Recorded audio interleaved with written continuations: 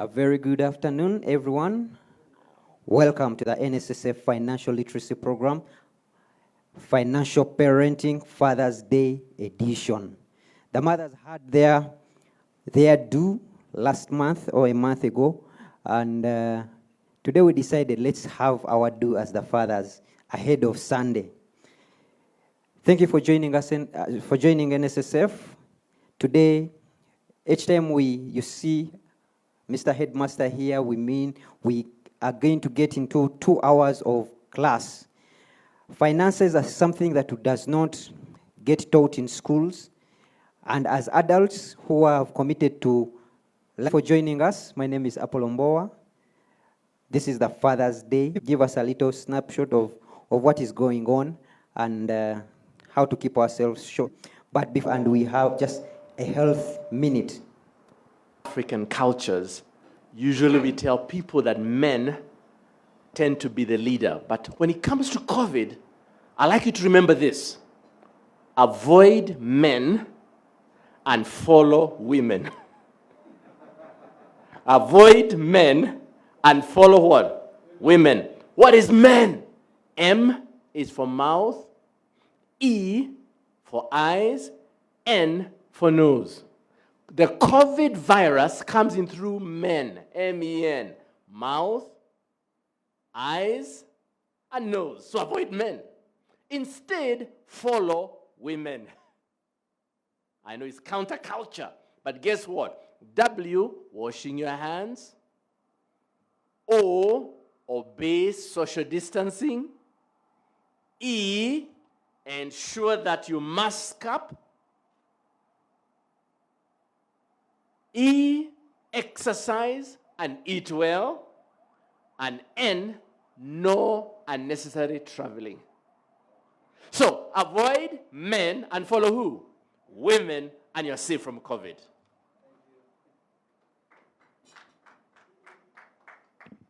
Thank you so much. Dr. Paul is the NSSF Campaign Health Advisor. Thank you so much for that, for those tips, and I hope our members, you are following. Let's avoid the men and follow the women.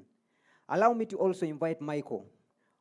And this is, I'm doing this at the beginning so that we understand, because this was a question that came up. Michael brought in some boxes. I got to acquire myself one. If you are able to see, he brought in some saving boxes. When we said we are going into action, I acquired myself a box for my children. So Michael, in 1 minute, just tell people where to find you and where they can get this so that they act.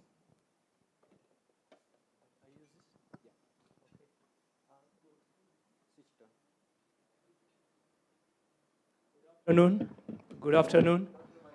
I'm okay. Amos. Yeah. My name is Kisa Michael. Thank you so much, Mr. Mbowa. And the item I have is a rendition of the Jewish jazz concept. We are told that when the Jews are young, 3 years, 4 years, their parent gives them 5 jars. 1 for tithing, 1 for giving, 1 for saving, 1 for investing, and 1 for spending.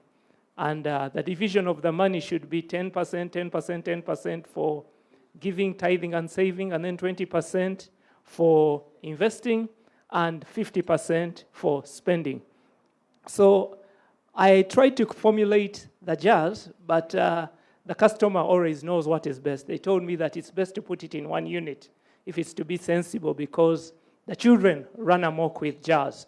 So we put it together in 1 unit where we have a depositing jar. Mr. Wekesa, if you give your son $100, you put it in the deposit. Then on Saturday, you start dividing the money. The $100, tithing, 10 will go to the church or the mosque or whichever place. $10 will go to giving. That's for giving a needy person. $10 will go for saving. That's for a special cause in the home. Investing 20%. You can teach them to rear chicken by buying chicken from $50. They can start their business there. And they can spend $50, 50%. So that gives the child a mindset of how to utilize money. What I can say that it tightens the brain. I myself find it hard keeping to this structure. So my number is 0782 711 418. 0782 711 418, and you can order yours. This one will go to Gabby. Gabby is a young girl who's, I think she's becoming 4 next month, July. The owner hasn't picked it yet, but we can also customize it at a cost, Mr. Wekesa. Thank you. And before I leave, there's a book that comes with this as well. It has the instructions as well as a basic accounting place where you can keep records. So in addition to learning the concept, you learn how to do some basic bookkeeping. Thank you so much. Thank you so much, Michael. You've all heard. At NSSF, we say action changes things. So when you act, things change in your life. Allow me to start formally our program for today. Today is Father's Day edition, and I always want to give it perspective. If the media team is kind enough to share my slides. We want us to get what is this day about, how do we as men relate to it. And it has always been our sing-song, we call it our sing-song, of how Uganda has 42 million Ugandans. NSSF has 1.3 million of them. Those are the people who have a balance with NSSF. I'll ask the media team if they are kind enough to share those slides. Media. And as fathers, we want to get into this discussion and understand how do we relate to the finances of the country, because you all arrived. The world out there is looking at you that you have arrived. I'm just waiting on the media to share the slides if they are kind enough as we get on. Media, as they get ready, let me just give you some. In the room here, our panelists have already arrived. They are social distancing. They are avoiding the men. They are obeying the women. They are, as you see them there, and we have a surprise panelist, and we'll get on. So if they're kind enough to go to the next slide. At NSSF, we always sing this song for you, and we want to put it in your head, and probably you'll keep asking, why do you always give us the same figures? But we want it to be embroidered in your head. Please, go to the next slide. We, at NSSF, these are the numbers we are seeing, and this is the bigger picture.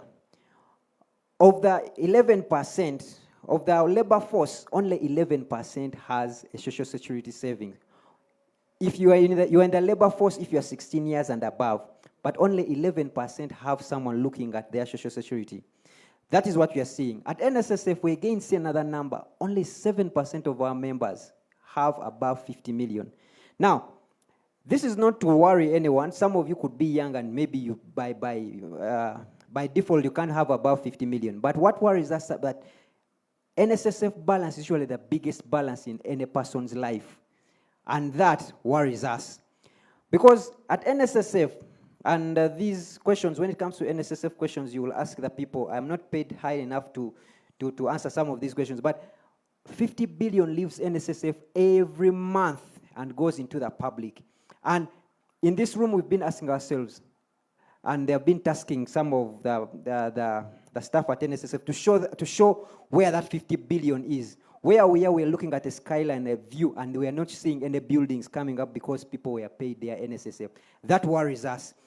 56% of you, when you get paid, you go to a household member or relative and you ask them, what do I do with my money? And most of them mislead you. That is why we are seeing only 5% of our members. And this is both our members and from the public sector.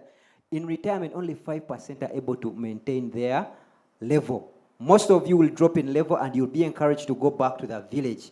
However, what we need to note that most of you, the village has actually turned. What was village right now, they are cities. Amos can no longer go back to Mbale as a village. It is now Mbale city. So most of us are going into a very deplorable lifestyle. If you are kind enough to go on, I need to leave this stage for the experts. They are now full in the room. Please go on. I just want to give you a picture of where do we stand as fathers, as NSSF. Of course, out of our 42 million, please go ahead, just flash those numbers so that we go away out of this place before the presidential speech is read. At NSSF, we have 1.3 million members, and please go ahead. And those account for 48% of those are active members. I've already shared some of those numbers. Please just go on until the last bit. I want to reach the bit. So, of the 1.3 million members, 67% are males.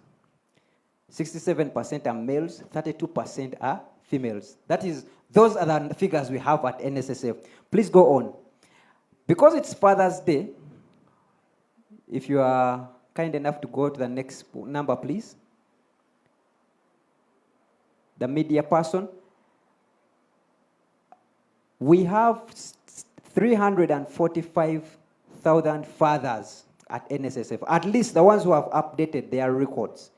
And they have claimed that their DNA has come back and they are sure they are fathers. We have 345,000 of those. And they have about 905,000 children in their responsibility. Now, I need you to understand from 43 million people, only 905,000 children have a father who has someone looking at their retirement. And of course, the mothers, we have about 190,000 mothers who have, please go, who have about 425,000 children. Now, ladies and gentlemen, I want you to bring back this to perspective. Out of 42 million Ugandans, those are the numbers that people are looking at and they're saying, these ones, Batuka. However, the question will go to the panel, have they really arrived? So what are we doing as NSSF? We have come up with this program, please go on, and our objective is threefold. One, of the statistics I've been showing, some of them are deplorable, and we want to reverse those statistics. Number two, we want to build a financially empowered membership. We want to have a membership where people can discuss money and discuss money comfortably. Why? Because they have some of it. And number three, as a member of NSSF and a citizen of Uganda, you may not be a member, but a citizen of Uganda, you need to have options outside mandatory options.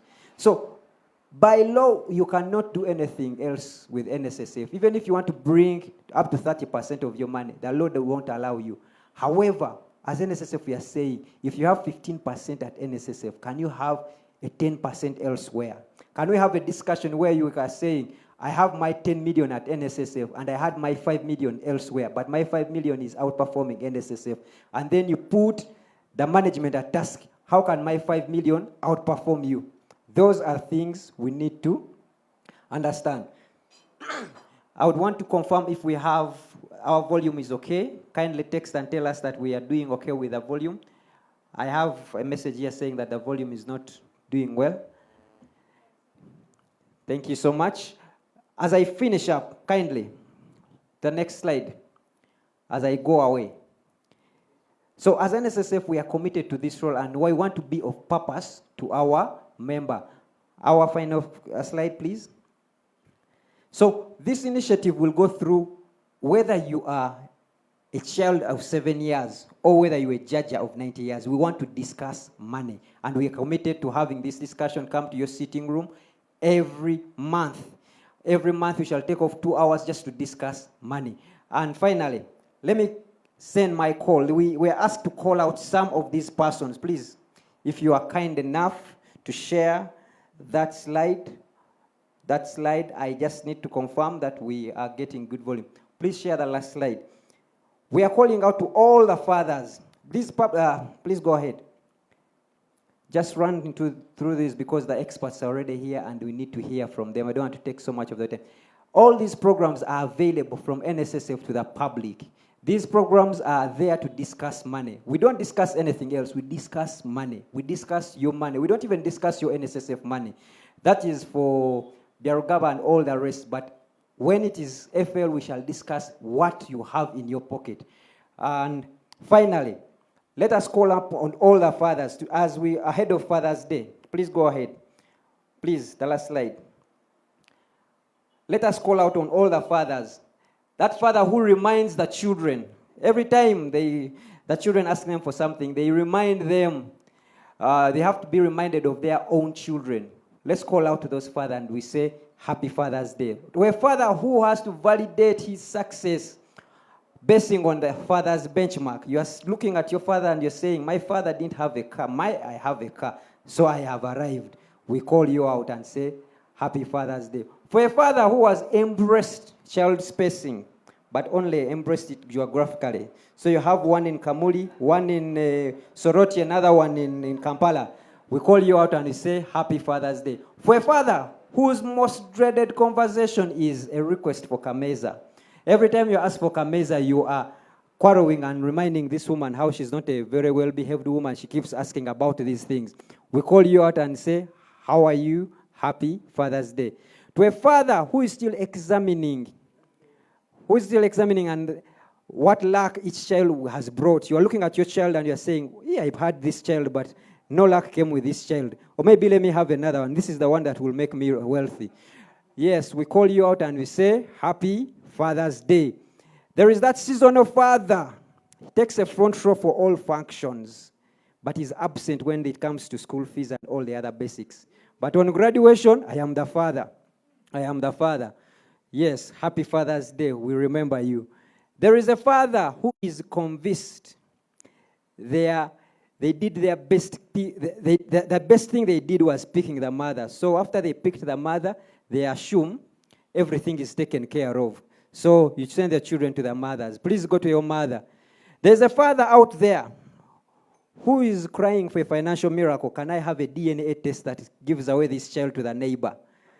That father, we say, thank you and Happy Father's Day. Ladies and gentlemen, if we are kind enough to go to the last slide, at NSSF, we want to remind you that action changes things. We cannot change this world without acting.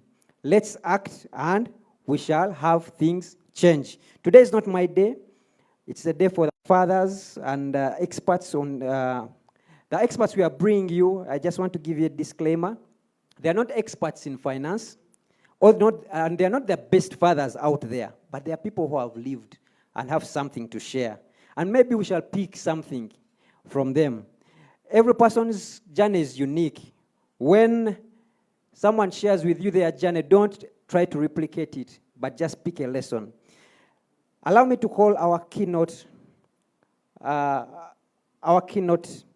speaker. He's a father of 2 girls. To many, he's known as the man who is refusing things to happen for them.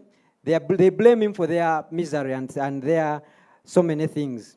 But today he's not here to talk about any of that. He's here to talk about his childhood and how his experience as a father. Allow me to call Richard Patrick Biarugaba to address us. Welcome, Richard.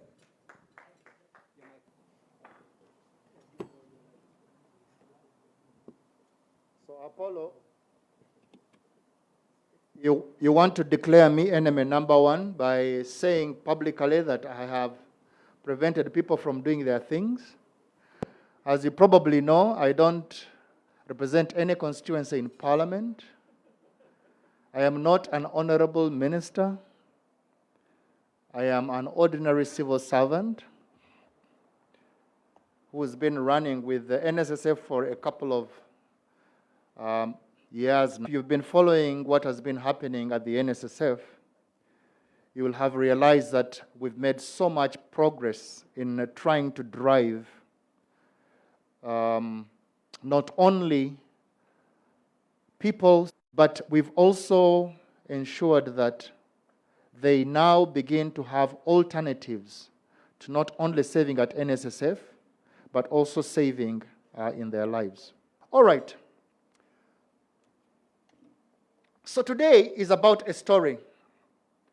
My story, Richard Biarugaba's story. And I want to tell it with a few pictures. So, first slide, the 2 Williams sisters and their father called Richard Williams. I'm sure you all recognize faces.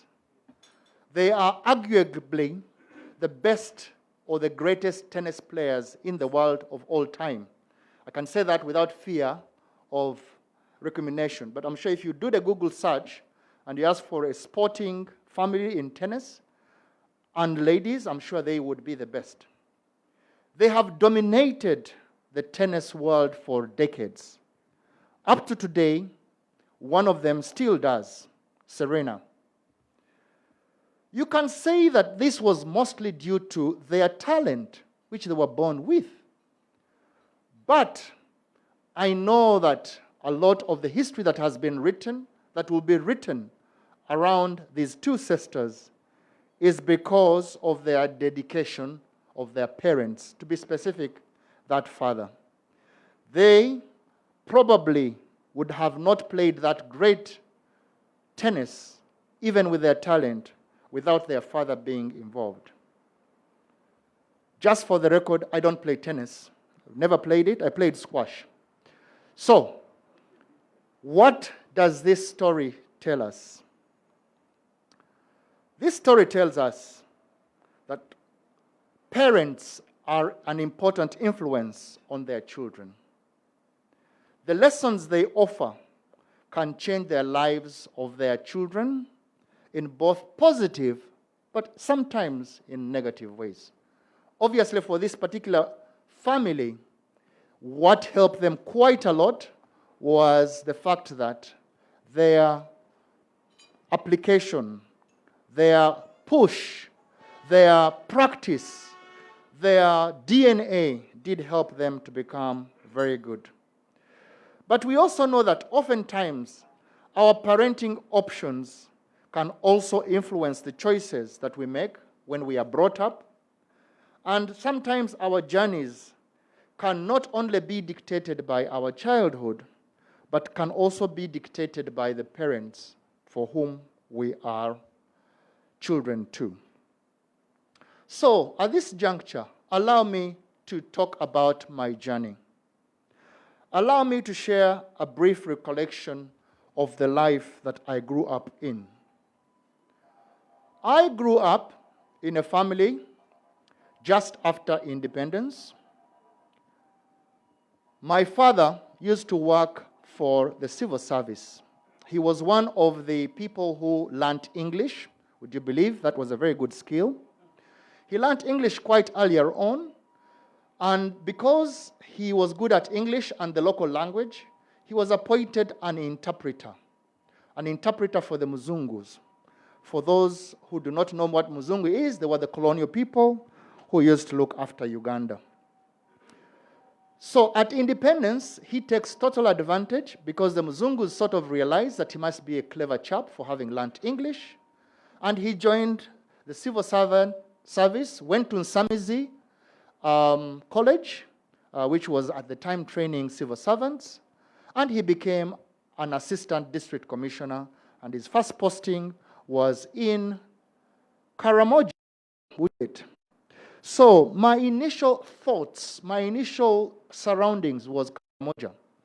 Now, there's one thing I'll never forget in my life with that, because every single time I didn't behave well, my mother said she would throw me out of the house, and I would look like the Karamojong. So what was the Karamojong at the time?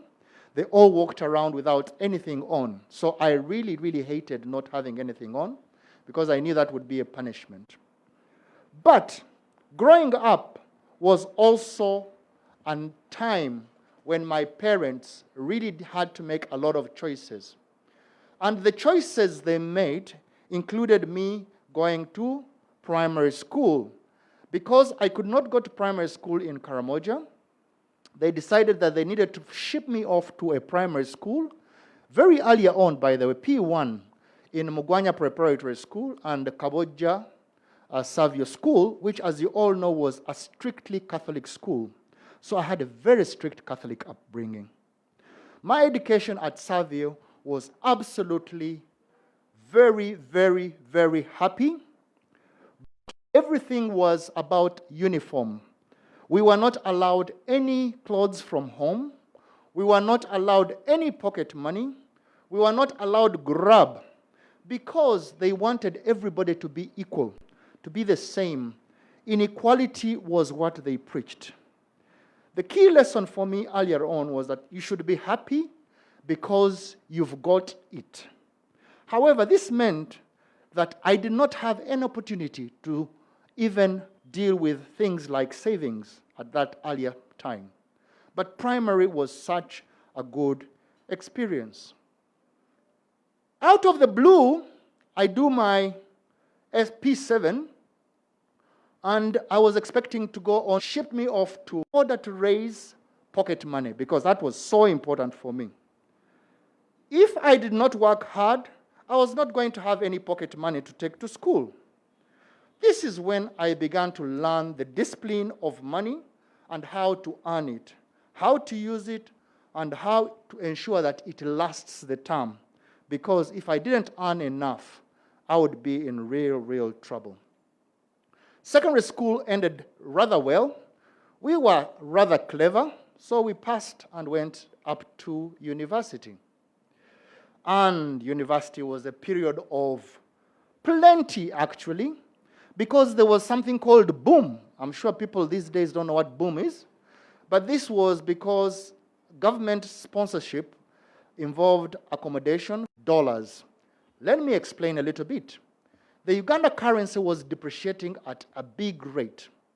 So, if you had 1,000 shillings today, the day after tomorrow, that 1,000 shillings, which was worth, let's say, $1, would now be worth 60 cents because it had depreciated. However, it was still 1,000, but in Uganda shillings, and therefore was. So I figured out that the best way of saving was to buy US dollars. And now, guys, I don't know if you know, but there were no forex bureaus. There were no dollars floating all over the place because it was short. That's why the currency was depreciating.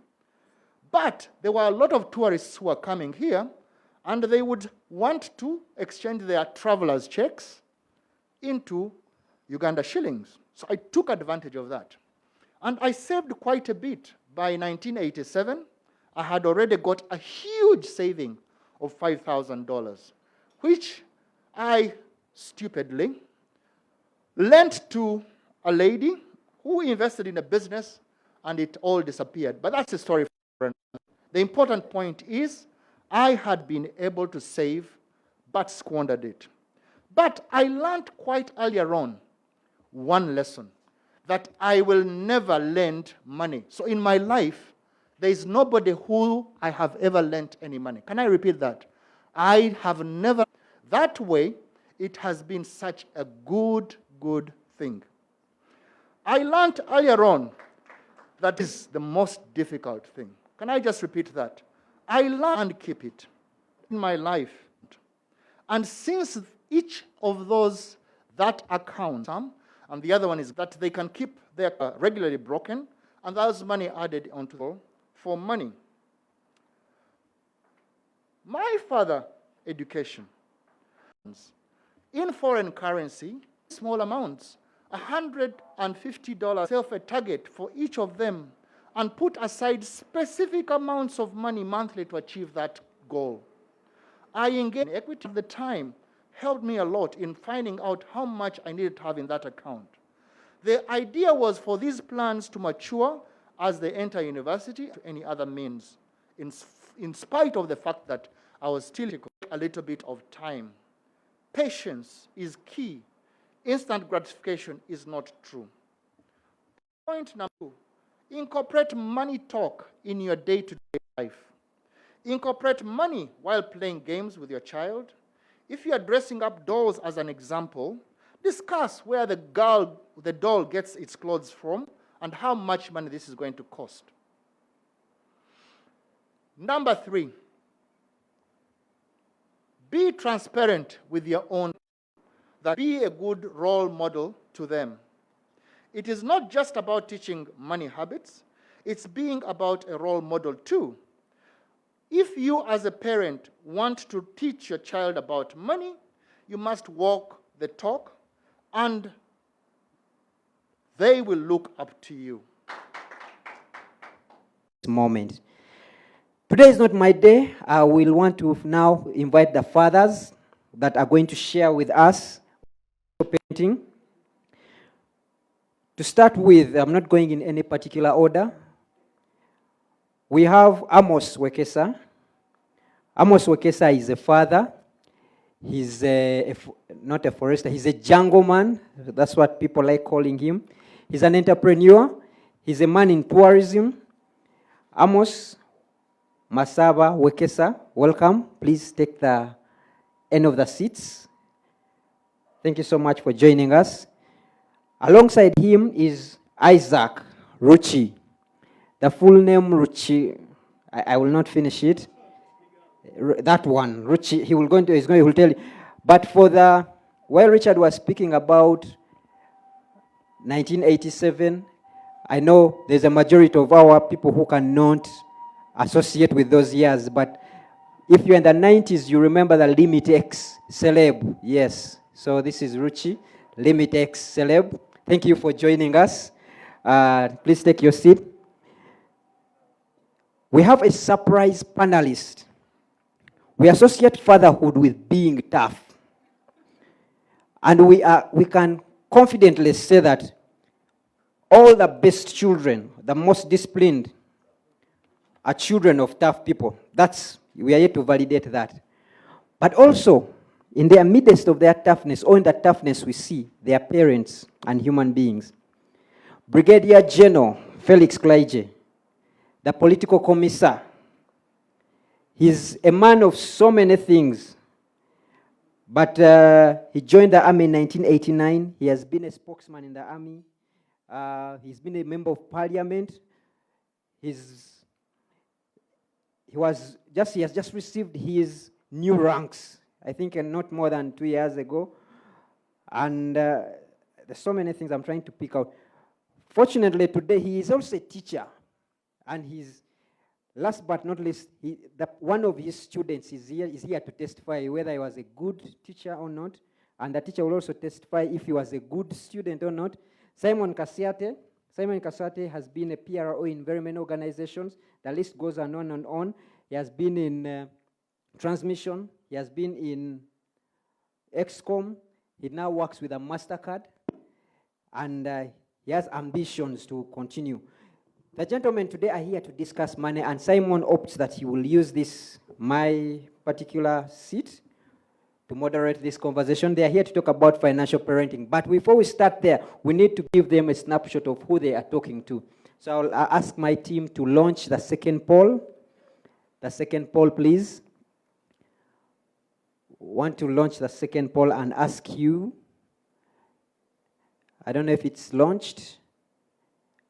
If someone could put it on the screen, help me launch it on the screen so that I can also look at it. Are you able to? Yes, it's already been done. Who is the provider? Who is the cool one? Who is the designer? Is that what I'm seeing? Allow me to just move aside and then read you the results.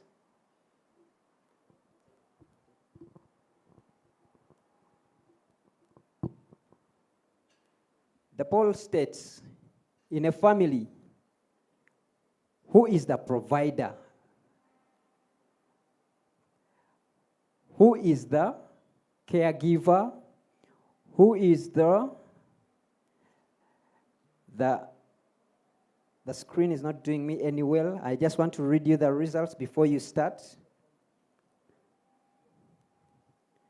And the results show 84% say the father is the provider.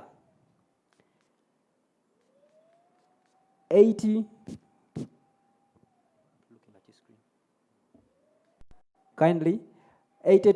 saying the father is the generous one. 38% say the father is the disciplinarian. And the list goes on and on. I will share with you some of these statistics as they come in. Simon, you're welcome. Kindly let's hear from this gentleman about financial parenting. Thank you very much, Apollo, and the greater NSSF team, for you, the viewers and those catching up on this program from wherever it is that you are tuned in. I chose deliberately to use this podium after ensuring that I've sanitized it. Indeed, without a doubt, they say success has many fathers. Others will stroke it and say mothers as well. And then, of course, failure has none, if at all. And so, without further ado, I wish to reiterate what Apollo did say at the beginning of this program, that the distinguished panelists we have on the set are not necessarily the best fathers that they are, neither are they financial gurus, but they know something about parenting. So do I. With close to a dozen children, unlike Richard, who has 2 daughters, spread across the different sexes, I know something about parenting, and I've done this for about a decade. I don't want to add the disclaimer, still counting, but why not?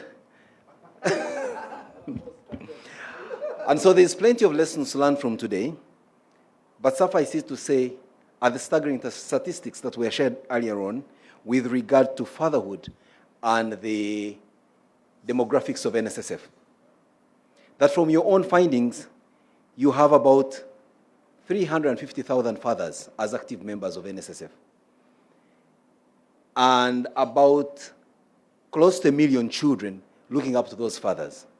Now that is reason and ground enough to have this conversation. In no particular order of importance, I will set the stage rolling by just seeking from each of the panelists, briefly, in about 2 minutes each, to also tell us, before then we can translate that to the children that call them daddy. And I'll start with you, Ruchi. And please don't break into song. Let's speak. Thank you. I was going to say thank you. Thank you. Thank you, Simon. I know you, I think the both of you, even whether it's an MC, kept saying the disclaimer that we're not the best fathers, but I'm not shy to toot my horn. I've actually bragged and talked about this even with my friends, that if there were ever a competition for fathers, I would be the best. If it was to change diapers, I would be the winner. So I'm not shy to toot my horn. I am the best father. Super dad, I call myself. Tremendous. And it's been an amazing journey. Started off, like he said, I'm not going to bust out in a song, but I sang with a group called Limit X. For the last 30 years, we globe-trotted the world, traveled to over 59 different countries. And while we were doing that, we were also doing real life. Dr. Dennis got married before me, and then Paul got married. I was the last man standing in the group.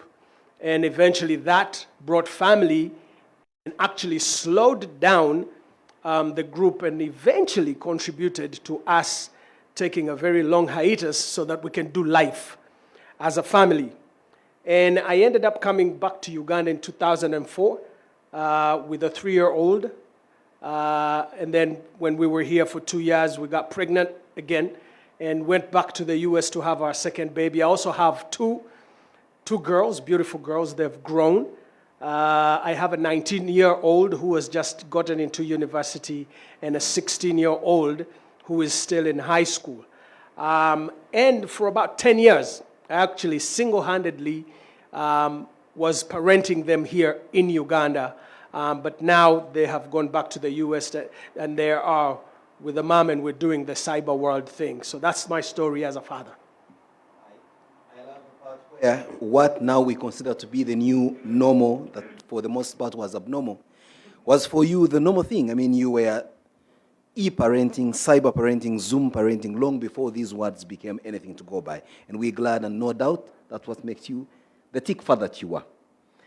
Amos, 2 minutes. Your story of the person you call father, if at all, and then later we'll delve on to those that call you daddy. Is it on? Yeah. Thank you so much, Simon. Simon is my friend, so that's why it's trying to tease me, I think. But the reality is that for a guy like me, I never had a chance, an opportunity of growing up with my parents. We grew up in extreme abject poverty, and I was picked out from a village.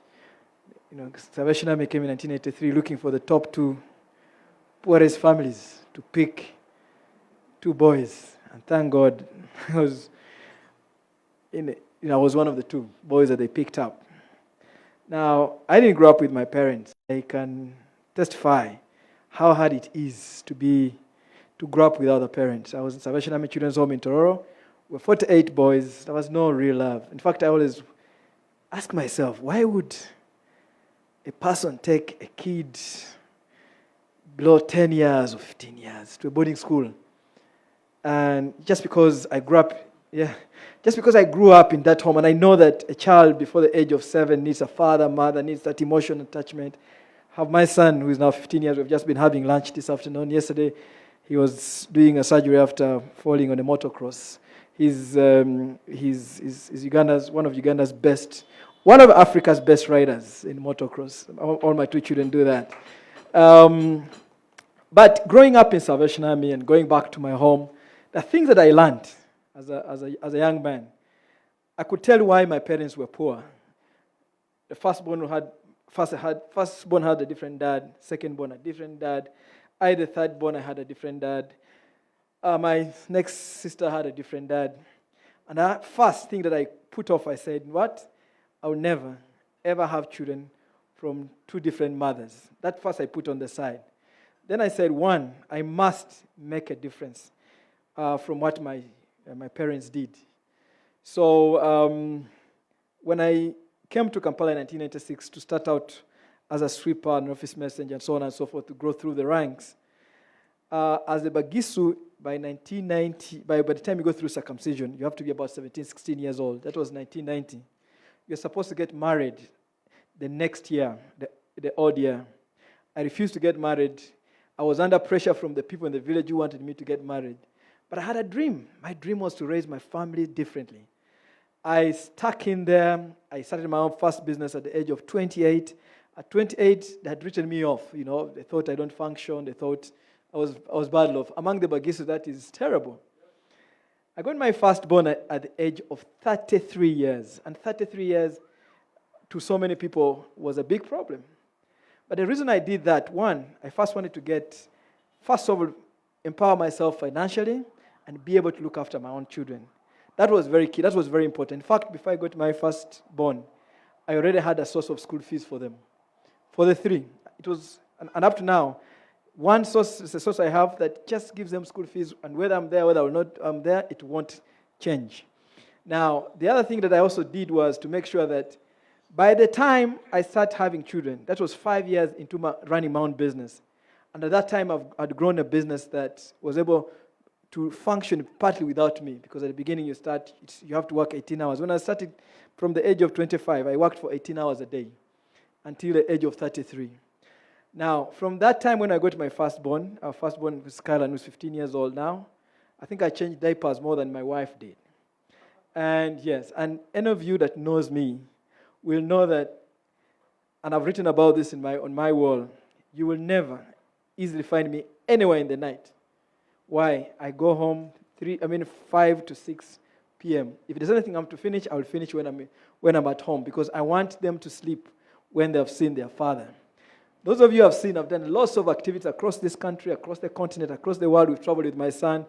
We've ridden bicycles from Kampala to Moroto with my firstborn, 100 kilometers a day. Okay, Amos, you already made us look bad and terrible fathers already. For many of us whose children will answer this question as follows. Which animals travel in the night? If the objectives are bats, cats, daddy, most likely they will circle C, daddy, because they only know that daddy travels in the night. The Uganda People's Defense Forces. And so I have Brigadier General Felix Solaije too, who by all standards is not stranger to many of us in this room and elsewhere that we're watching. Let's have him also share with us that snippet for 2 minutes of his experience as fathered, and then later he will tell us how he's fathering. Felix. Thank you, Simon, and good evening, all of you. Good afternoon, sorry. Me, I grew up with a father, fortunately, but no mother. And so from the age of 0, my father was my mother. Of the 9 children, I was the last born, because once my mother did her part, God said, "You have delivered, you come." So after 1 week, my sisters looked after me under the strict supervision of my father. I shared with my father his bed up to the age of 6. And if there is a man who is my hero, is my peasant father. For he refused to marry because of me for 6 years. He was still young. And when he did, the first woman he married, he chose the lady who had a son of my age so that she does not mistreat me. How wrong he was. She did. So one afternoon, I'm following this colleague of mine who is following his mother, and I'm punched in the chest. And he asked, why have you beaten him? She had no answer. He packed her off, took her back to Mbarara. Stayed another 3 years, remarried. And the lady he married decided piri was to be my food. So I was quite a big child, but he saw me dwindling. So he asked, are you sick? I said, no. Why are you losing weight when you are aware I don't eat? Indeed, one day he comes home, picks my plate, and it was more of food in piri than piri in the food. He packed her off there and then took her back to Rakai where I had married her from. So the third one was warned, if you want to survive in that home, watch that young man. So for a man to send away his wives because of me was very humbling. And indeed, he taught me 4 values. 1, love for God. In our home, even if it was raining, you had to cut a banana leaf and go to church. It didn't matter how heavy the rain was. 2, if you worked, you had liberty from your father to go in the evening and go and play. So hard work was rewarded. 3, self-respect. Never do anything that will tarnish your name or the name of the family. He's a peasant man. 4, love people. And I've grown up valuing humanity. However small a human being is in terms of status, I always respect them. Be it a gatekeeper, a sweeper, I will give them respect at their workplace. Those are the 4 things my father taught me. And they have made me what I am today. Thank you very much. So as a father, when I got, unlike my colleagues who had planning for personal development, given what I had grown through, at the age of 14 I was beaten by a soldier, and I resolved to liberate the uniform from the fools who had it. So in reality I joined the army in 89, but I started the struggle way back in 81. I was arrested by a man called Christopher Gara to reveal where Museveni was. I didn't know. I was in Kabalega Secondary School. And I got beaten for it. So from then on, my resolve was very clear. The uniform must be captured from the primitive fellows, and the educated have it. So I stayed on to complete education because I did not want to be a non-educated soldier. On completion of university, I was taken to guard the president. So I had no life of my own. Monday to Monday, you are running either with the president or after him or ahead of him. So I leave presidential protection in 96 when my children are beginning school. I left university with a wife because I knew my life was not going to be in charge, so I carried the lady along with me. And so by the age of 33, I was already a father of 4. Yes. that was quick succession. 2 boys. I am a very hard-working man.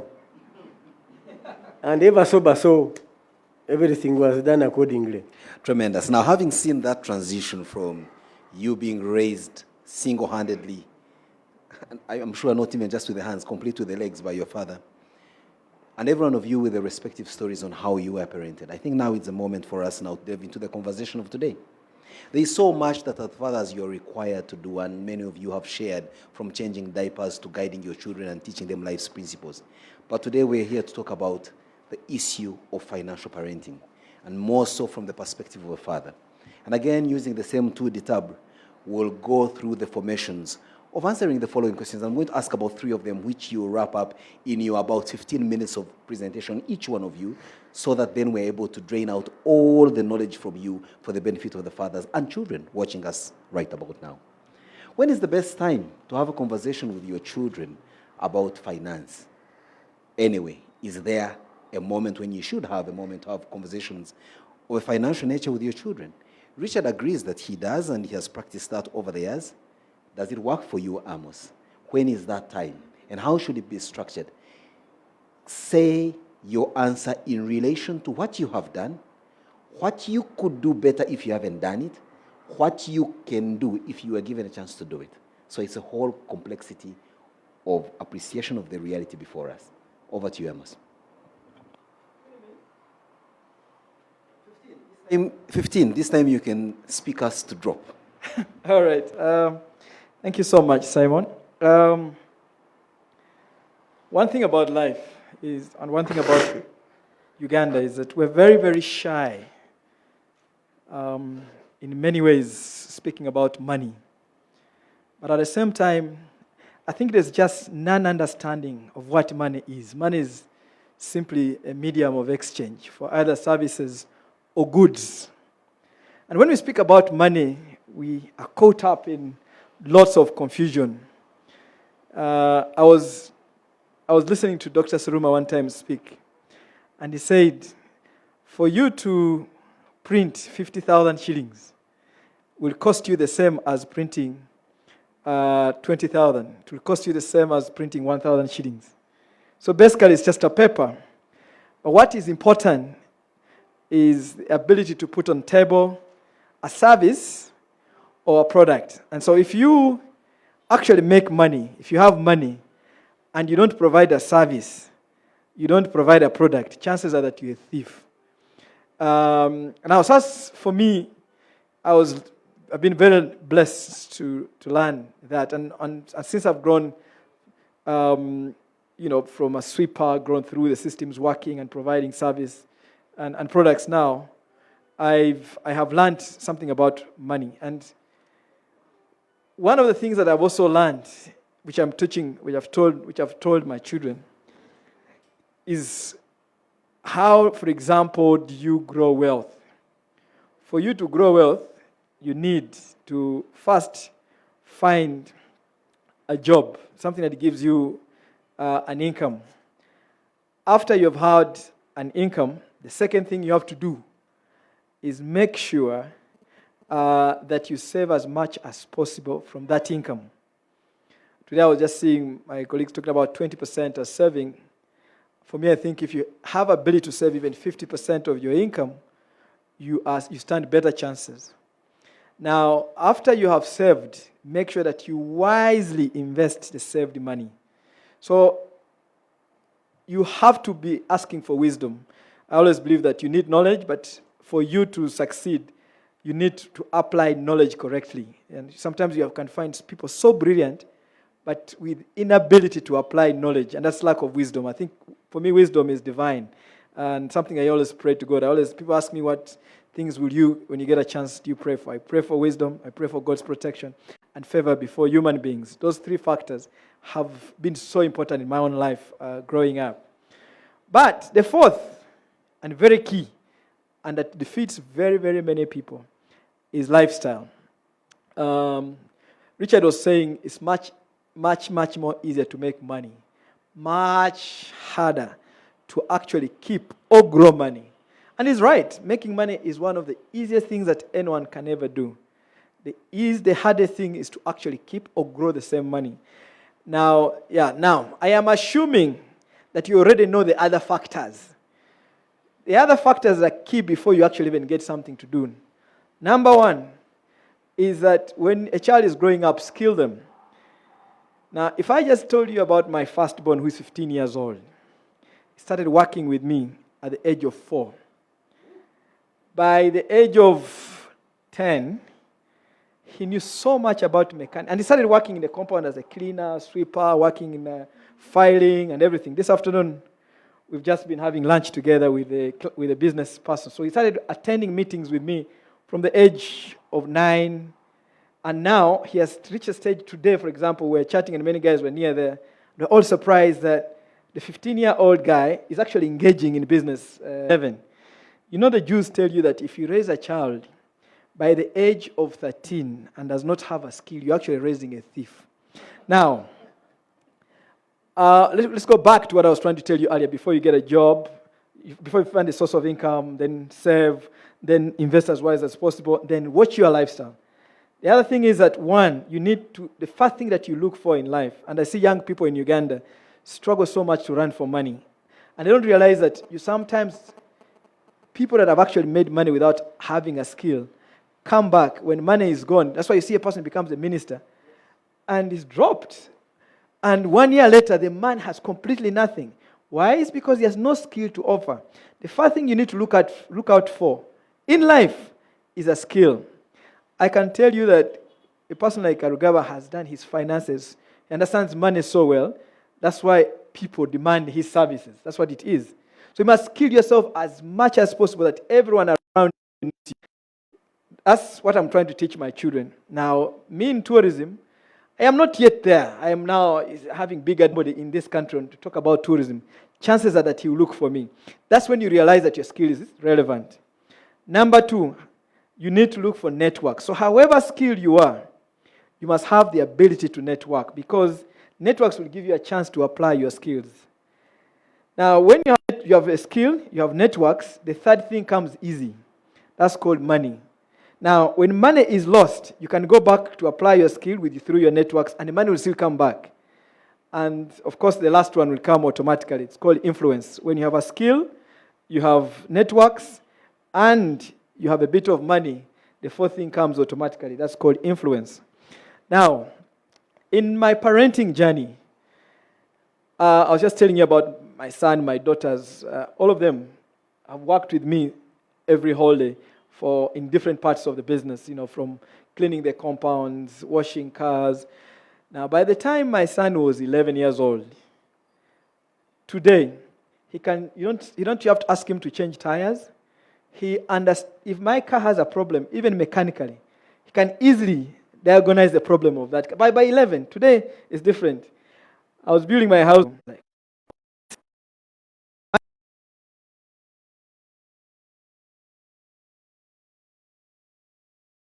And from that, they never started reading. I was shocked at the skill of my son. So my son, by the age of 12, he could skip a boat. By the age of 12, he had learned how to drive. Right now, he's number 5 in Africa in motocross, as I speak right now. So he can actually ride a boda very, very well if things went and became worse. But by the age of 9, he was doing games, computer games. He would wake up and say, I'm going to compose, I'm going to do, what do they call it, ICT. He would just make games for kids. And, coding. To me, I used to tell him, but this is very important. I said, but Dad, this is just common sense, For me as a guy because he did not understand where I was coming from. So in terms of skills, whether it's a car, even his motorbikes, he can repair his motorbikes, change everything, So it makes magic work easier. Now, then we started talking about money. Now, I have 3 children. I have one who's 15, a son. I have a My daughter could almost be called a very mean lady because she never spends her money. She has to spend her money as a last resort. My son says, Dad, I am so skilled. I am going to exchange. And he does. He exchanges knowledge, skills. Everywhere he is, that's what he does. And he says, Dad, I will definitely spend, but I'm also going to earn it. I'm still confused about what life is all about. As we were talking about money this morning with my son in the morning. Now, of your life as an individual that you hate about this country, I can tell you it all goes back to parenting. And if you want to make a difference in this country, the first place you're going to start at is actually at the family level. Never sit somewhere there and start pointing fingers when you are not able to actually look after your own family. And one thing that I have learned, and everything that I do, that with children, it's easy for you to tell them stuff, but I've learned that they are more interested in what you do as a parent. In fact, they try to do what you're doing as a parent. 2 days ago, I've been watching my son for the last 4 or 5 weeks. I have a spin machine in my home. My 9-year-old guy. Now, I have realized that he has been consistent with money. It is okay to teach. It's important for you to have a discussion with them. But like Richard said earlier on, they must see you. How do you spend your money? It's very, very important. Are you able to look after the family? This morning, my son was asking me what I was going to do. The 9-year-old boy said, Dad, what are you going to be doing today? I said, I'm going to have meetings. But Dad, how do they pay you for just having meetings? I can also come in the meetings where I'm also paid. So the mother started explaining. Talking about how I do my business and continue to explain to the guy how I do business. But it came down to, my wife started talking about saving, said, right now we have had no business in tourism for the last 16 months. But it is key, like I've said, if you want your children to understand proper and long-term value for finances or for money, key, skill them. Each of your children should never reach the age of 30 that actually can sell. Wow. Make sure they understand the value of networking. But only when they will understand networking, they have to see it from you. And it's just everything. I was recently, in the conclusion, I was in Garuga. And a parent asked me who also has children in motocross. Said, why is it that your children can go and talk to all these village kids in Garuga, and they are friends, they walk around? I said, no, they see it from me as their father. They cannot just be told, you talk to everyone else. And I've seen that parent also doing the same now, talking to the guys. And now he can see his children following suit. You know what I'm talking about? That's what happens. So children will always read from us, and they will understand things from us. So in his last point, you can see it's very clear what is reported in this adage of monkey do what monkey sees. And that's not to denigrate our children to the level of monkeys, but it's simply to say that children, or primates for that matter, really do copy habit. They learn and they appreciate even that's not said, but that is seen and appreciated from their parents. I mean, we're in a situation where many a times we are unable to explain what we are as parents or fathers, how our lifestyle is vis-a-vis what our humble earnings are. And that's where I bring in the Brigadier General to say, you came in your introductory remarks and said you have a number of children, all of them educated, and from a humble soldier's salary. Many a times we see people with seemingly with everything. They own the $1,000 dress, and he says, no, take the cheaper one of $500 to our children, that we are super daddies. That level of dishonesty, and which is honesty with your children, say, look, I earn humbly, and we must live within the size of the cloth to make this well. Do you give them full disclosure of your finances, or part of what you... Thank you. Simon, I will start with a biblical quote. Blessed is the man whom you discipline, O Lord, and whom you teach out of your law. Psalms 94, verse 12. And the second one I want to share with you is from Job, chapter 5, verse 7. Behold, blessed is the one of the Almighty God. The wish of every parent is for a child to be better than him.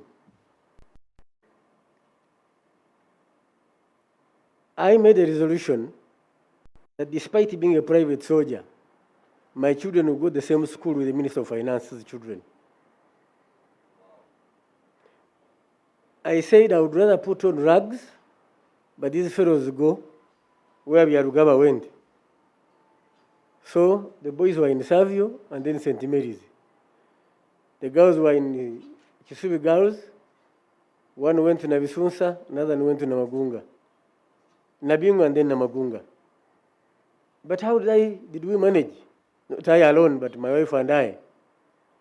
A teacher's next day, you have 30,000 shillings from that. The mathematics is very simple. That's 150 school fees for the two boys of Savio. Therefore, the rest would provide for the rest. I don't smoke. I don't go clubbing. So the movements at night are out of duty, not out of leisure. 3, at any one time, whenever there was a meeting at school, class meeting, PTA, I was there. Sports day, I was there. Including when I was a commanding officer in the north, I went through ambushes for the sake of my children, so that none would claim my father was missing when I needed him.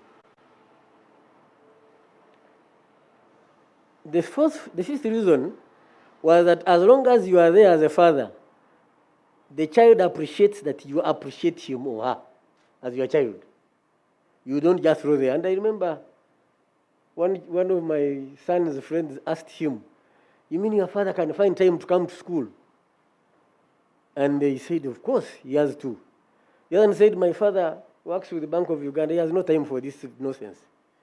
So to go to school, to his son's school was a nonsense. What drives me in this? Besides being better, I believe every parent has a duty and responsibility to give Uganda responsible children. They are not our own. God in his wisdom could have decided, thank you. God in his wisdom could have decided to plant children in our houses and wouldn't refuse.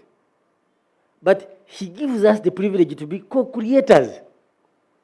It's a privilege, it's an honor, and we must love, respect it, we must honor it. But I introduced, my father did it to me. I tested every tribe of alcohol in my father's home. Waragi, Tonto. Today, I don't drink out of free will. My father, I told you, whenever you finish working, he expected you to go playing. So I went dancing when I was in senior 1, whenever I'm in holidays. Today, dancing is not an issue. I dance in my house. I had a chance with the girls as a young man. Today, I just look and praise God for his creation. That's it. Because what haven't I seen? To use the words in the book, in The Lion and the Jewel, I have seen the big and the small. So there's nothing that is exciting me anymore. What am I saying? The ability to balance discipline with exposure. I learned it home, despite my father being a strict man, but when you did his bidding, he gave you freedom to expose yourself. I did the same, and it's paid off. That fellows are disciplined. Now I have a grandson from my son. Just to guide you a little bit, the financing bit of it, for them to appreciate. I'm coming. So for me, I believe in the wholesome training of a child. And I have one problem, if I may call it. When I see a bigger problem in society, it's what I go for. When I saw the educated were wearing uniform, I went for the uniform. I remember when I was leaving Makere, I had 35 people, including Honorable Katunta. I normally tease him. On the last day, he disappeared from me. Now he's an honorable member of parliament. I salute him. When I noticed that children, the society was adoring money, all right? Society adored the money, irrespective of where it is coming from. My direction, therefore, was to teach my children decency. That money is not everything, it's only a facilitator. So, when it came to pocket money, they were given pocket money they need. And the reason was, this is what you can afford. 2, my wallet was never secret. On reaching home, the wallet is tossed on the dressing table. So whoever looked through it was free to look through it. My bank account with my wife was one. My own bank account. She had her own, but mine was joined. Transparency. The first car I had was a government car. We used to call it Mukokoteni because it was a DMC. But touch me when I'm a civilian, you receive it through me. Wow. The threat has been registered for your children who see you in shorts and vests. Now, I can only imagine what comes their way. so I was harsh on indiscipline. I don't believe in hiding the stick. I employed it throughout primary. The moment they crossed secondary school, the stick disappeared. It remained the I and the word. Wow. Because I had been brought up the same way. My father's house, if you joined senior one, you would graduate from the floor to sit on the table with him. I'll now turn to to Ruchi, Isaac, who, of course, as you heard, is no stranger to showbiz. If anything, that was, and possibly still his, lifestyle. But along the journey, family comes. You're siring children, you're raising them, and like we said earlier on, monkey do what monkey sees. You are living the high life. You are, yes, gospel musician, fair enough, but you are in the eye of the showbiz storm. In there, we are told, I've never been easy. How are you able to balance with his two daughters, aware that, especially when it comes to appreciation of money, for as they grow up, money becomes something else in directing and charting the path of ladies and how they grow through their career path of growth and development and as private individuals. Ruchi. Thank you, Simon. Monkey see, monkey do. This is exactly what is allowing them to express themselves and to not be shy to pursue their passions.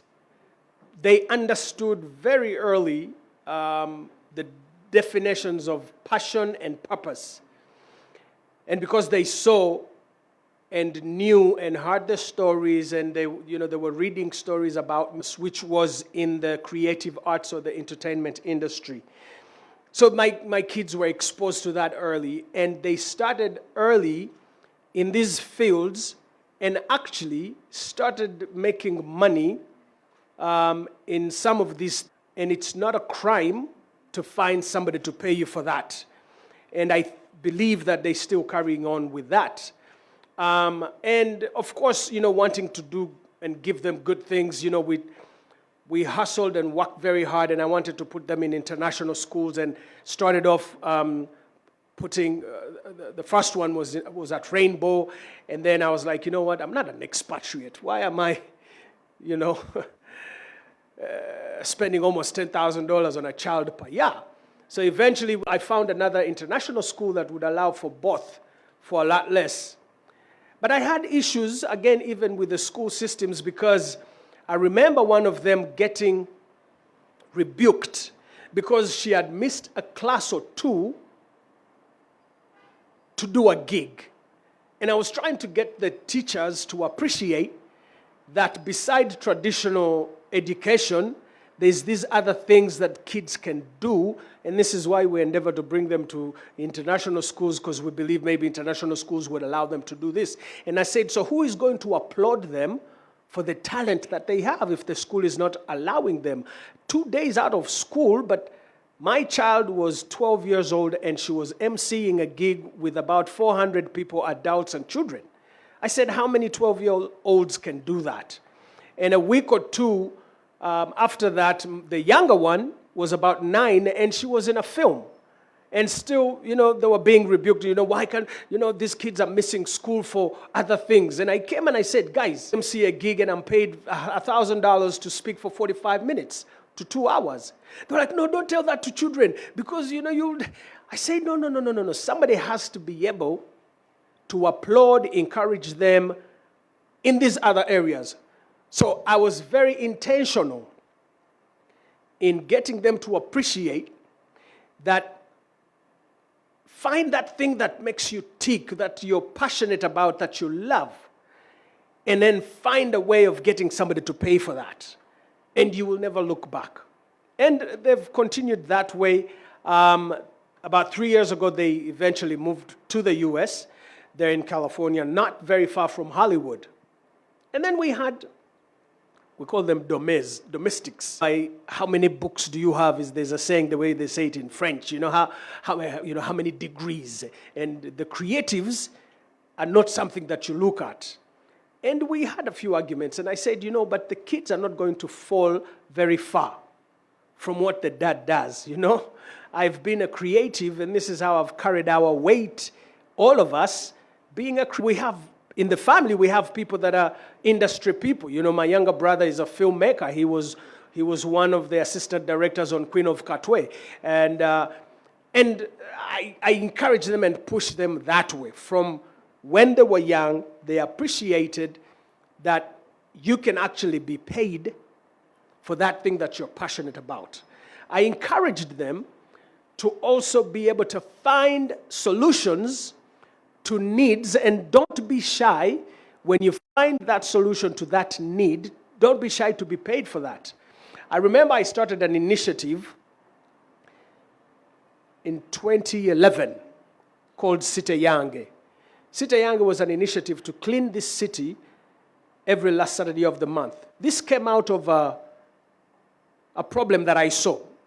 Having lived in the diaspora, I would drive from Minister's Village to come to town, and you pass places and you see a lot of buchafu and dirt, and you keep thinking, what is KCCA doing? And this is when Jennifer Musisi had just come in, and she was shining, and I thought, let's come up. So we came up with an idea that would now, from the brand, as you put them before a crowd, and they feel like, I pushed her to become a comedian, and she has something on YouTube, and in her comedy skit, she actually talks about me having a small argument about, she was 11 doing this comedy skit.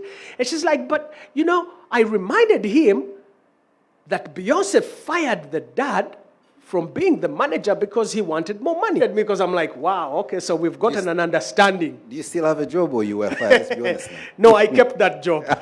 That's why I'm super dad. All right, now here we are. I'm now going to take you through a phase of Q&A, which is going to come in hot and punchy for each one of you, because now you've taken us through the long narrations, but now it's for specific questions, and we're talking about, financial literacy and all that.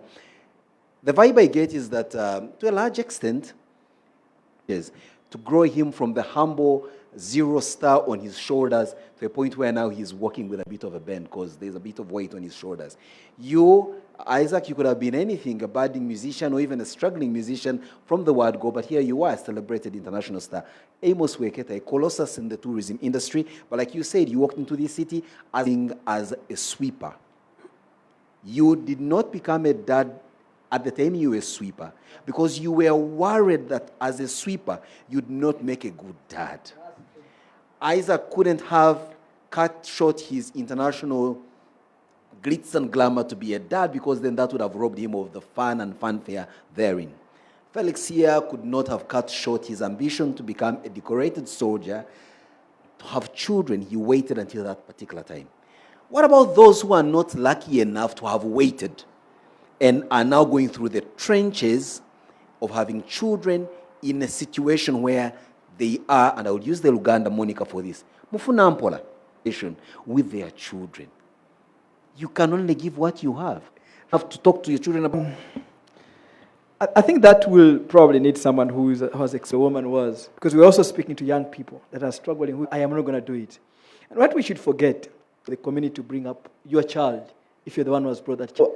Man, I was emotionally charged. I was a young man. I'm a Mugisu. You know what I'm talking about? Yeah. Clockwise and anti-clockwise. Absolutely. But as a young man, I also knew that those emotions are not going to pay bills. I also knew that if I find things that actually engage me, let me give you one of the things that actually helped me as a young man. When I came to campus, that removed them from certain thinking. So I went and joined things I was doing were right. Then I also went and joined a sports club. That was Zambia Sharing Hall. So I played badminton, I played tennis. So I found ways in which to burn my excess energy. You see what I'm talking about? And and that's very, very important for a young man to actually think about. Now, when you're already in that state, situation, it's extreme problems. This man was a driver. Can you give him a job? The guy had 3 kids with the first wife. Then, I don't know, I think she passed on. Now he had 3 children with another second wife. He wants to marry. So now I said, this guy, I cannot use emotions to actually bring this guy to be a driver. He's now doing a border because he was sacked from his job. when you put yourself in trouble, first of all, you must accept your own contribution of your own trouble. It's what I'm talking about. And then make amends. But the reality is that you must look for cash flows, because you see, cash flows are king above, because kids are not going to depend on emotions. So in other words, you're simply saying that it's important for we as parents to be honest and true to ourselves first. Yes. Before we think we can impart truthfulness and honesty about self to our children. Yes. Great. And now turning to you, Ruchi. Again, through your ministry, both secular and religious, you have met people who find themselves in a situation where but they have the glaring circumstance of the need to fend for their children before them.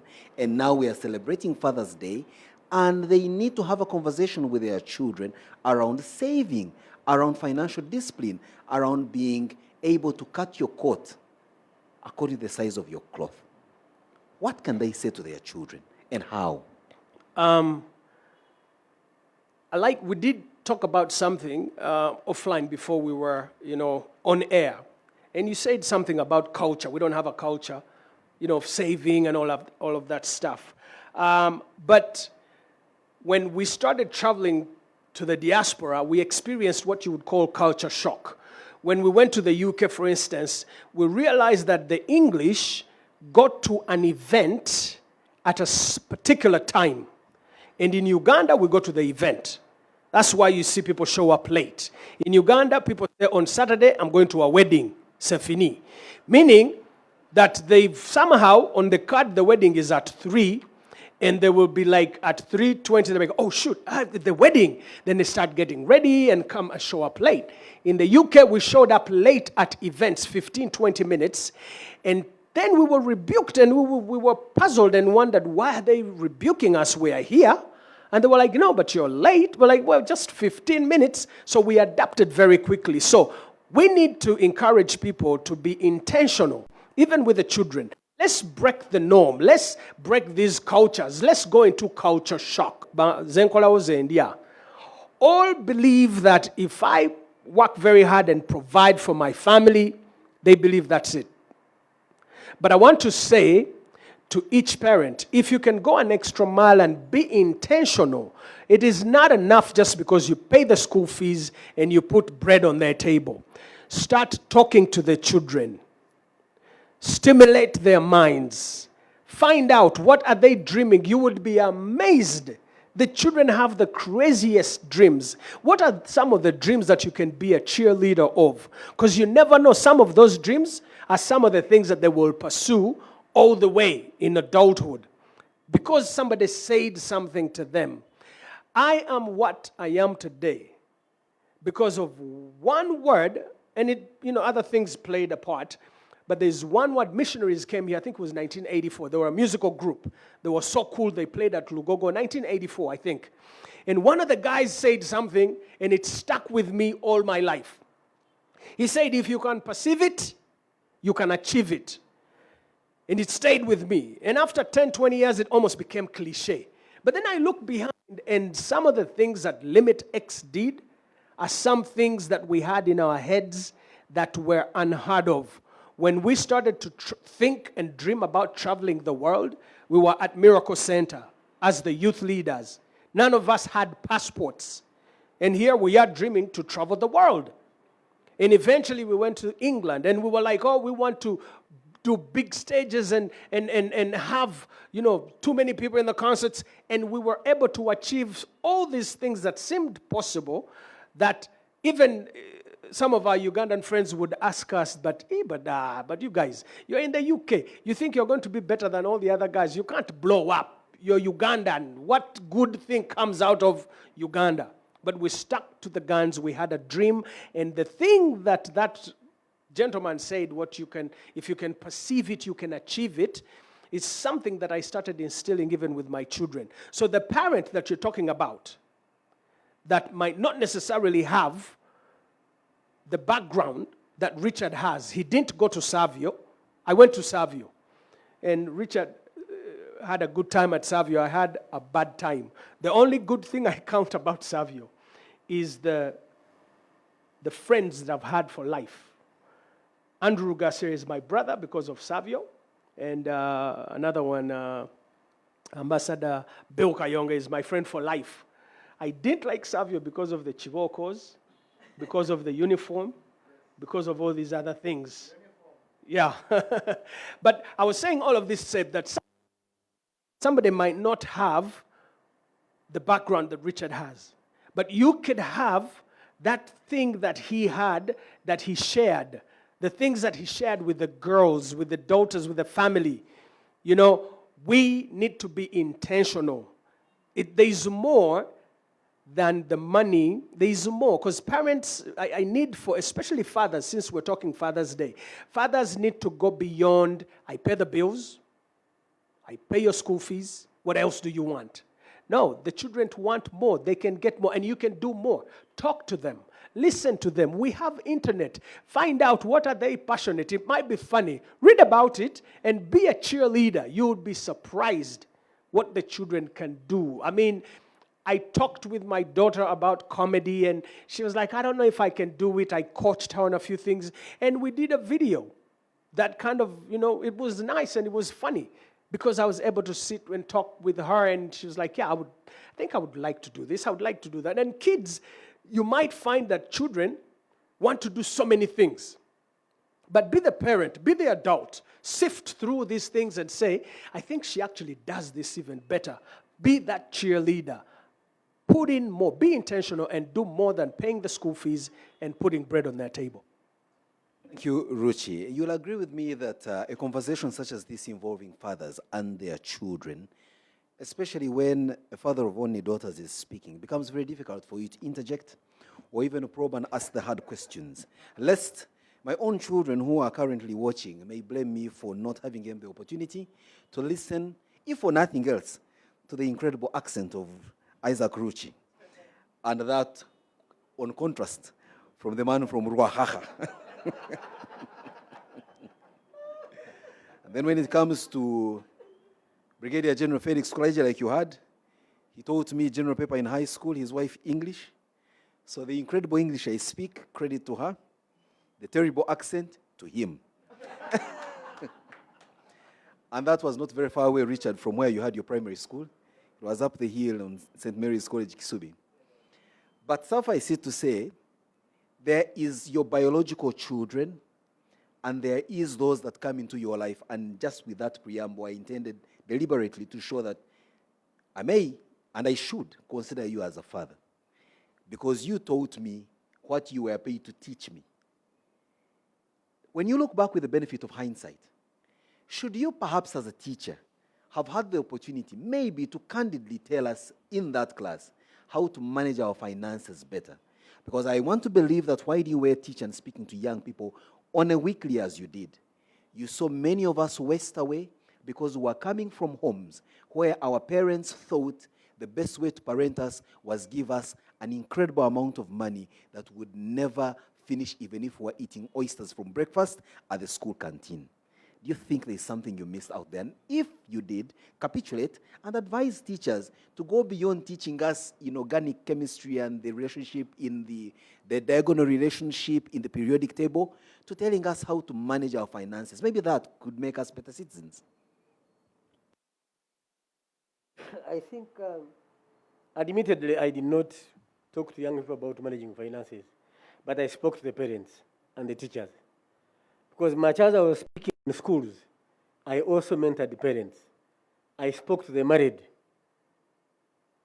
Because I believe the stability of a country is a conglomeration of stable homes. And the stability in the home meant discussing not only bedroom matters, but even matters of the finance. In fact, I want to thank NSSF for bringing this conversation, because the common complaint you have today, you have absentee fathers. People who simply plant the seed, ostrich does the hatching of the eggs, looks after the chicks. Here, the men, after doing the business, we should be caning him 5 strokes every day. I never got support. That be as it is, and sorry I will interrupt you. I will now make a direct question to you. Therefore, you as one who has spoken to children and spoken to parents and teachers, how then, in conclusion, can fathers train up their children with a culture of saving and planning for their finances? How? First and foremost, let them be an example in saving. I have saved this from my earning. This is what I bought for you. Right? 2, the management of the pocket money. What is it for? And at the end of the term, what have you returned with? I tried it. You can either earn with the brain or with the this man who wrote Rich Dad, Poor Dad says money works for money. But you must have where it is starting from. So I told you my background was morality, moral upbringing of a human being. And that's why I put my concentration. But when it came to now financial management and managing children vis-a-vis finances, I spoke to the parents. Someone then will argue. Sorry, I'm taking you on this. It's okay. Today's children have more rights than you actually did. Well, for you, you enjoyed a few. The only way you got recourse for the absence of rights was your father dismissing those who abused your rights. And then the army. And the then army denied me my rights. Took away everything that was left of your rights. Yes. Today's children, when you ask them for accountability and they say no, the conversation possibly stops there because fathering it is to abuse their rights. Yes. How are you prepared for a 21st century child who to probe, to prod, to guide in a way that doesn't spare the rod is an abuse, an affront on their rights? And yet, they have a world to face up to that will teach them the hard lessons harder than you can imagine. Don't go far. I asked my daughter how much she was earning. She said, Dad, don't go there. All right? My firstborn is a lawyer. She got a job with a bank. When I asked her what she was earning, she said, Dad, they don't ask that one. So now they have added that to asking the age. Yes. So I also added now I became clever. She kept on asking me what was missing at home. This, the other. After a month, I said, but tell me, you can't even buy tomatoes? I was out of town. You can't buy tomatoes from your money? Her own confession recently was, that question woke her up. How do I spend my money? Wow. So it had to take a rude awakening of that nature. Yes. At an adult spot. Yes. For her to wake up. And That's she's right. lucky you are here. Yes. I would not have had the same rude awakening like your daughter because by the time I started earning, my dad was not alive. Yeah. So I'll now turn to Amos here. Again, you are raising children in a culture far worlds apart from the one you were raised in. But you're deliberate about raising them. How are you handling the need to inculcate discipline in all ways, including and not limited to financial discipline, vis-a-vis the clamor for their rights? It's my right. You don't have a right to ask me, to guide me. To do so is to abuse my rights. But not talk about responsibilities. The thing is that for me as Amos, I'm learning on the job. I can't say that I had a real role model to teach me what to do. But of course, I also have mentors in different aspects of my own life. I find people who are good in business, in particular parts of business, and I have a mentor, for example, in business. Also, the families I look up to, their people, because the thing is that all of us need to learn from someone who has walked the journey. And sometimes it's not as easy as probably we're talking about here. I have used the cane quite a lot. Recently, last week, we were talking about, we're having a family meeting. And so everyone was expressing themselves. And my daughter said, Dad, I actually loved you more when you showed that you can cane me, Wow. But, that you're actually in charge. She's a true African woman. Eh? Absolutely. She's Show like, love by the cane. yeah, she's like, Dad, yeah, that's why you see when we go to school, we have awards, we have this, we're doing very well in school, but we can actually tell everyone, to be honest, not just bragging here, but the reality is that everyone in their school, from the time they enter school, can tell the difference between Wekesas and many other kids. Very true. Yesterday, the teacher came, my son was doing surgery at Ruby's, and the teacher came to just see him.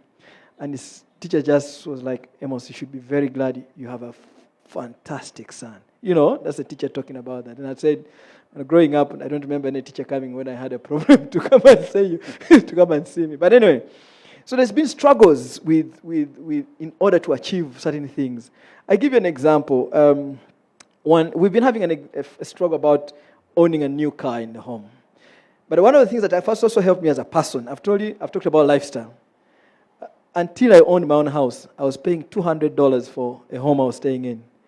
And I was not necessarily earning very little, very bad money. I rented until very recent. My office, before I built my own offices, I was actually paying $200 on Susie House. That's what I was doing. But what I did is create an environment that does not give them certain large expectations. I remember at one time my daughter came and said, "Dad," because she was going to Rainbow, she goes to Kesha International Schools, whatever. That's where they were going. And they would go for birthday parties. They go to homes where they have swimming pools and all this kind of stuff. I remember at the age of 7, my daughter came back and said, "Dad, are we so poor that we can't afford what my friends have?" And I said, "But daughter, you know that you have never lacked school fees, you've never lacked anything. But of course, I just built a home, right? They have a nice home right now when I'm 48, but they have a good home, when they actually understand the value of a home."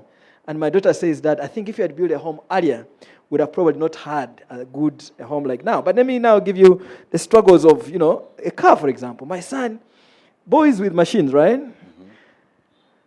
He's been riding latest model for bikes, 2020, 2021, because he's competing at a very high level. But when he started, I bought him, when he told me, "Dad, I want to compete in motocross," 4 years ago, I bought a 17-year-old bike.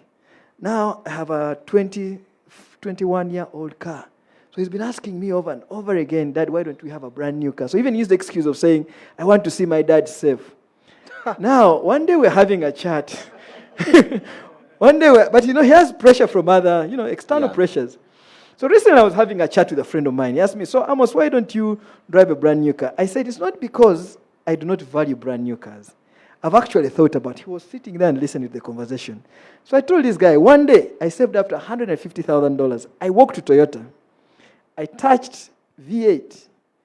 And I realized that my ego was not strong enough to actually remove it from the bond. I went and I bought a piece of land in Entebbe next to Phase 3. Then I again saved up again. After $150,000, I walked to Toyota. But man, I could not see myself going out to the latest car because I'm from Wakaka. There's certain things I have to adjust to. You know what I'm talking about? I walked out. I went and bought 100 and something acres.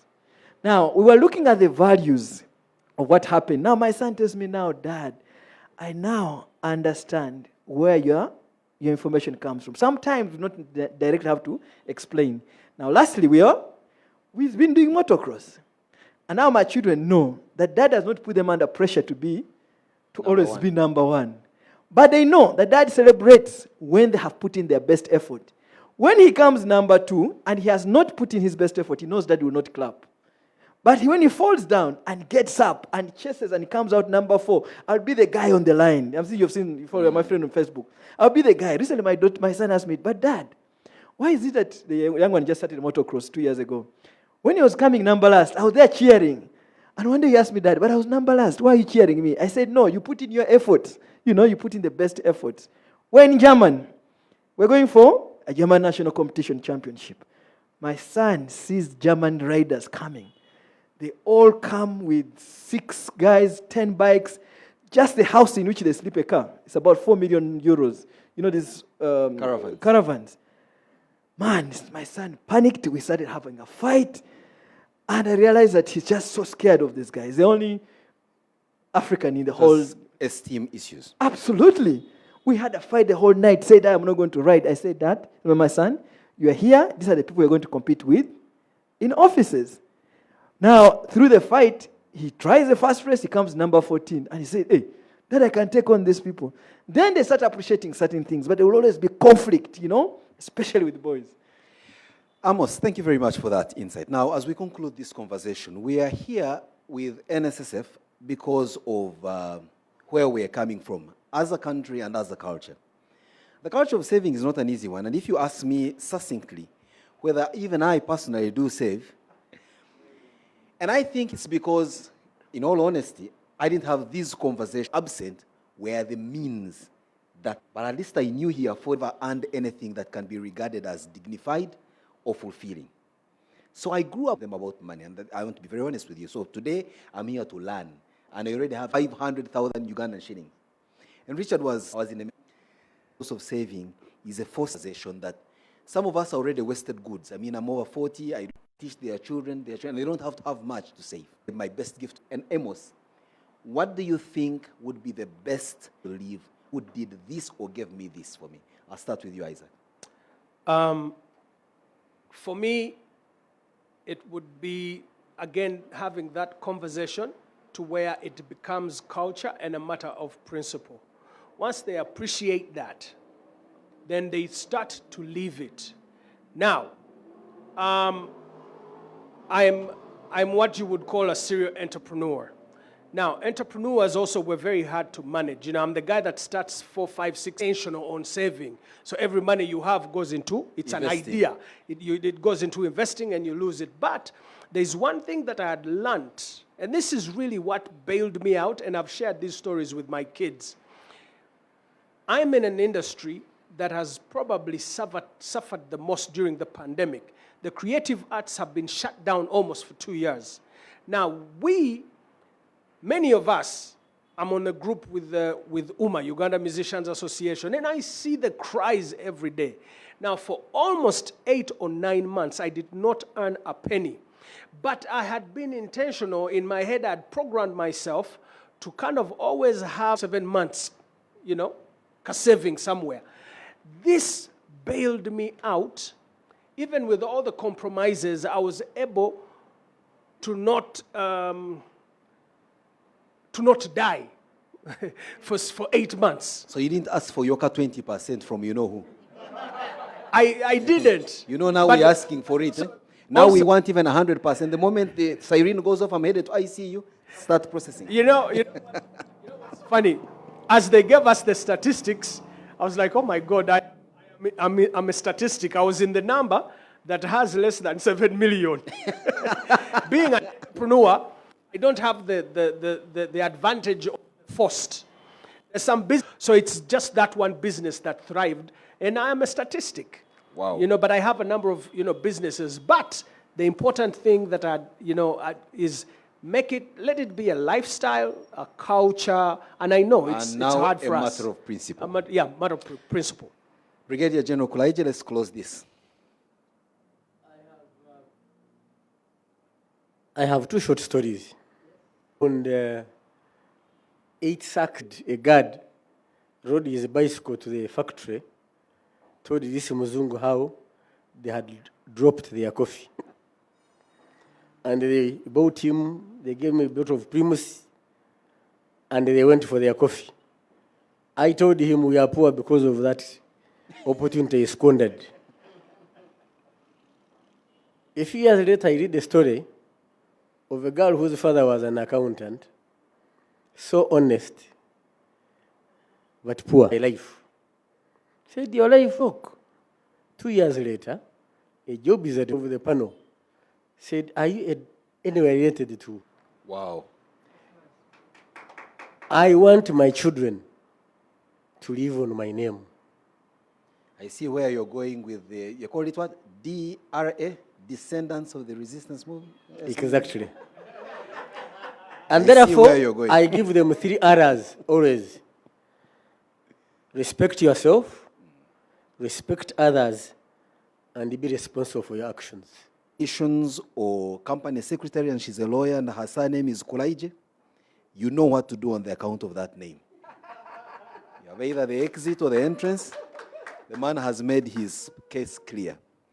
Amos, should we also employ anyway without question, simply because they hold that surname? What is it that you want to leave with your children? I think for me, my children, clearly, I mean, one thing that I do appreciate, it's not that putting in effort does not necessarily mean that you're going to have perfect children at the end of the day. What it simply means is that chances are much higher than the person who has done nothing in trying to make the children better. But I can tell you now that my children understand the value of hard work. My children understand the value of hard work everywhere possible. I think you'd be able to get very honest kids in terms of, character. I think you'd also have told them you don't have to be a perfect person, but also the respect for the Creator. They understand that they never created themselves, so prayer in our home is something very, very important for the guys. So, but also understanding how to manage and grow things, because we discuss quite a lot of these things. Tremendous. So, folks, we've heard it. From folks that are not necessarily the best fathers, both as panelists and myself as... Question is, how often did he change them? We've heard from people that are of modest means, according to their own, they are learning on the job. It's present continuous. Simon, I first touched $1 million shillings as my money, 2016, when I entered Parliament.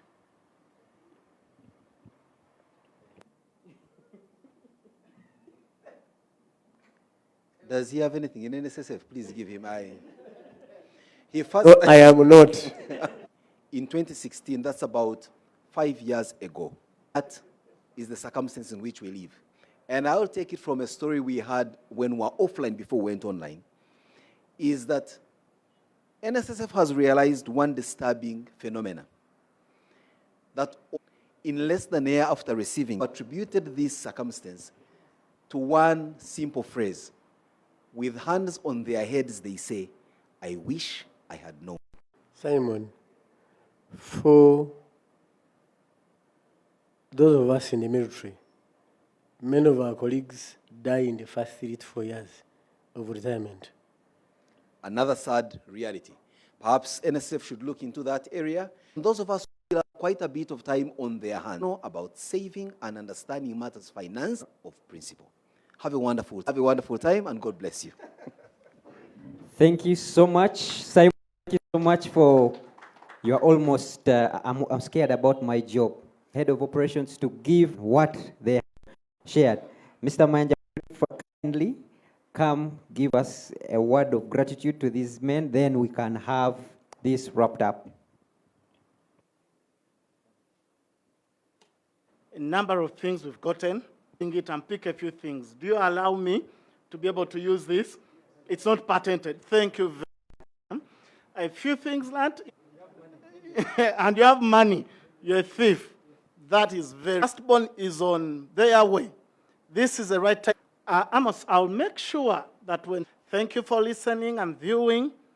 Please always have a note and always take these notes. It's important. Fathers out there, fathers to be, men, and even boys in schools, because they're going to be fathers soon. Please take the notes. Let's change this country. Let's change the world. We'll continue having these conversations. We are committed that we will have this impact across the country. Thank you all. It's been a pleasure. Thank you so much, Frederick Mayanja. I would want to give the last opportunity to the MD if you have any last burning words. Simon here altered the dress to $1,000. Do you want to clarify further on that? Then we will have this wrapped up.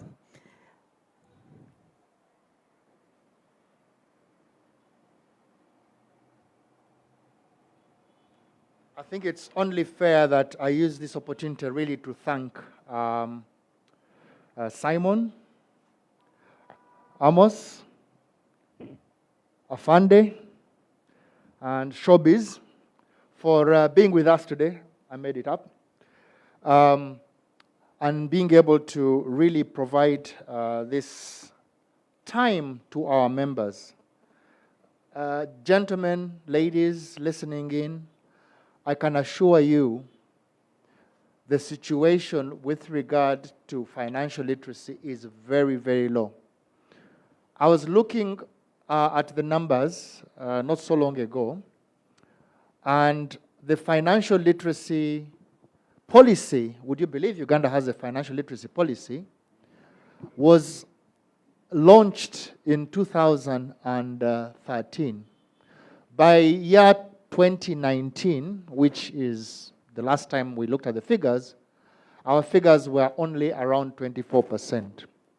24% means that a huge number of us don't have any inclination to what financial literacy is. And yet, as we've seen from all the stories today, as you've seen from my own story, the day I recognized that financial literacy was important is the day I began to do something about creating wealth, keeping money, investing it, and having plans and uses for it, and becoming reasonably wealthy. So I really encourage anybody out there, our member, even those who are not our members, that please try and know a little bit about financial literacy. Try and know at least the basics. I know Ugandans love land, but land is not the only place that you can invest your money. In fact, these days, if you really follow the news, land is not a great investment because there's so many titles that are made, so much confusion, and you might be sitting on what you think is a valuable asset, and it turns out it isn't. So please try and educate yourself, know a little bit more, start with the simple things. As they said, you cannot invest if you've not saved. So saving is a given. And it's not about, I know that it was touched on, it's not about the amount of income. A lot of saving is about your expenditure. Because income will be there. Income is almost a constant, especially if you have a salary. But the variable in that equation is your expenditure, because that determines how much you are left with to be able to save. So the smaller your expenditure is, the bigger your savings, and the bigger you can make yourself better. So please do so. Encourage you. Take simple lessons. Join our classes. We've got fantastic classes. We've got classes for people who are going to retire. We've got classes who've just started. We've got classes of people who are in the middle of their career. But please join. Don't do nothing about it. Join. You never know what you learn. And I wish you the best. And thank you so much. Thank you so much, Richard. We've come to the end of our program today. Happy Father's Day to all of you that have been listening in. Just a little housekeeping matter. There's a number of you that had registered for study tours to the various different clinics, including goat, poultry, piggery, coffee. As NSSF, we have organized these platforms where you can, if you feel like you should be a farmer in your retirement, you need to start now. So we have organized a number of study tours, but we had to put a stop to that due to the restrictions in the various districts. However, discussions are going to go on online on what can you do as per now while we wait for the situation to normalize. So kindly go to our financial literacy link, sign up there. You will go into a WhatsApp group and you will have the conversations in there. We have our first conversation on goat rearing. That is going to be on Saturday next week by one of the experts. We invite you. Thank you so much for taking off time. Thank you so much for always giving us your 2 hours. From us at NSSF and everyone in Financial Literacy Unit, thank you so much. We shall catch you on Monday 22nd, Tuesday 22nd, when we have our monthly webinar, if all things hold up as we feel.